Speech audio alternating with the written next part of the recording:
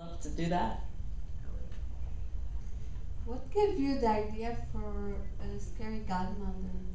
That's kind of a long story, but I'll try and make it short. I want. It was in the mid '90s when the comic book industry busted. More or less, it had boomed and then busted. I had been working on a lot of work for hire comics, like I was working on The Invisibles and jumped from project to project, Seekers into the Mystery, a lot of things. There was always another thing that's like a story arc that somebody wanted me to work on, so I didn't stay on one project. I wasn't exclusive to anybody. When the industry had that big bust, when people at card stores, or people that were tricked into buying comics as, millions of copies of comics as a rare and limited edition of something, perhaps you don't understand the meaning of rare or limited. So you should buy this because you like it, and that would be great if we sold millions, but you're not going to be selling this for anything other than cover price or quarter bin later on down the road type of, that when that kind of dawned on everybody and all of these comic shops folded because a lot of them were created for that specific purpose. Most people that had been working on a comic that had been offered an exclusive contract that had been jumping around from title to title went, hey, you want me to draw that for, is that exclusive still open? And everyone it was kind of like there were no more opportunities. Like I had just happily leapfrogged from one job to the other, and I ended up leapfrogging into a brick wall where there was nothing available. There were no story arcs, there were no nothing, because everything had a regular artist. And I ended up doing some advertising to make ends meet at that point, and I had a lot of free time on my hands. So I came up with, the idea was really by accident. It was a mix of that, being in that situation where I had free time. My sister-in-law was going to give birth to my first niece. I wanted to make something cool for the baby. I really wanted to be her godmother. And at the time I was more inclined to wear gothy style clothes than I am now. But I was always wearing a black motorcycle jacket and black jeans and black shirt, and my hair is always bigger than it is now. And I thought of myself standing at the back of a Catholic church, and I was like, oh, I'd be a pretty scary godmother. And the minute I said those two words together, I had this mental picture of this tiny little witch fairy, kind of, except she had completely black eyes, like a Brian Farag painting, but little purple wings and a little witch hat, and she'd kind of flutter around, and she was your scary godmother. And I drew her out right away. And after I drew that, I was like, she needs friends. And where would she live? And oh, what would she do? I said, well, there's a little girl, there's the baby, it's the baby. And I don't know what she's going to look like, but I'll base it on what her parents kind of look like. She has brown hair and brown eyes. She'll be that girl's scary godmother.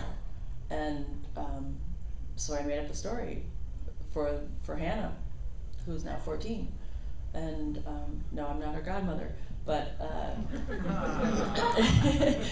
but it was just I wanted to make that story, and then it's like, well, how would I do it? Will I do it like a storybook? I love to paint things. So it's and I really love Halloween, so it'll have a lot of Halloween in it. And it was kind of a perfect storm of opportunity. And after a while, I was just gonna make each illustration and then bind it into a book, so it would be this handmade, homemade thing to give to her. But I finally realized, I was like, oh my God, this is the thing that everyone said I should have been doing. Everyone kept saying, you should really make up your own characters. You shouldn't just be work for hire, create something. And I was like, well, I don't have anything. I have doodles and sketchbooks, but there's nothing that goes with them. And I think it was Todd Johnson who once told me, because you should make a character look like you. And I was like, I don't want to make a character that looks like me. I can't do anything. What's my thing, And it's and I realized, well, shoot, I should have been like, you look like a witch. So I couldn't make a character like that. So it kind of mixed together all of these elements that happened to work. And then I started shopping around for a publisher. Once I had a certain amount of illustration and I knew the story I wanted to tell.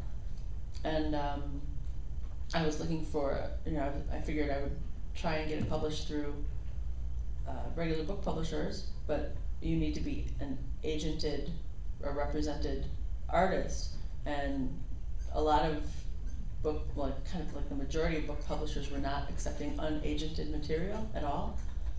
And I would send, to the few that would, I sent submissions, I sent my packet of stuff. But then it just kind of dawned on me, it's like, why am I trying to get this published outside of a place that, I'm already working in an industry that knows me, and Alex Ross does painted comics, and they do graphic novels, and why can't I just do it like that so I can find somebody that's willing to publish it? And I shopped it around to everybody that I had worked with, and nobody really knew what to do with it or was willing to publish it. But at the time, Sirius Entertainment, the publisher, Rob Horan, saw what I had, and he said, "What's this?" And I said, "Oh, it's this book I want to do. It's called The Scary Godmother." He goes, "I'll do it." And I said, "Oh, but I want to, I want it to be painted, and it's kind of like a children's book, but also like a comic." He goes, "I'll do it." I was like, "Are you serious?" And he goes, "I wanted to publish something by you for the longest time, but there was, I didn't know what you wanted to do." He goes, "I'll publish that." And I said, he goes, "I don't know how to publish it." He goes, "But I'll figure out how to do it." And he did. So how did the animated specials come from that? It got optioned. Okay. It came to the attention. Well, actually, by the time I did the second book, I had a lot of offers, or not necessarily offers, but there were like, I kept getting cards from producers. "We love your scary grandmother. We really want to do that. You don't know what it's called, so I'm not even going to pay attention to it." But there's like, movie companies acquiring comic book properties, just so another company doesn't acquire the comic book property. Sure. And just because you get optioned doesn't mean that you make any money. It's like, they want this thing. It wasn't even at the time where it was, comic book movies were as successful as they are now. But still, it's like that's a completely different animal as far as like how it affects your comic or your property or what they expect you to give up when you are optioned. So certain places came to me and they were interested in it. But then Mainframe Entertainment came to me and they showed me that they gave me, actually it was Dan DiDio, who now runs DC Comics. He was working for them, and he had seen. He was friends with, I think, he's friends with Jimmy Palmiotti and Amanda Connor, and maybe they had brought it to his attention, but he then brought it to the attention of the company that he worked for, and they were interested in it, so they sent me a reel of their stuff, and I liked what they did.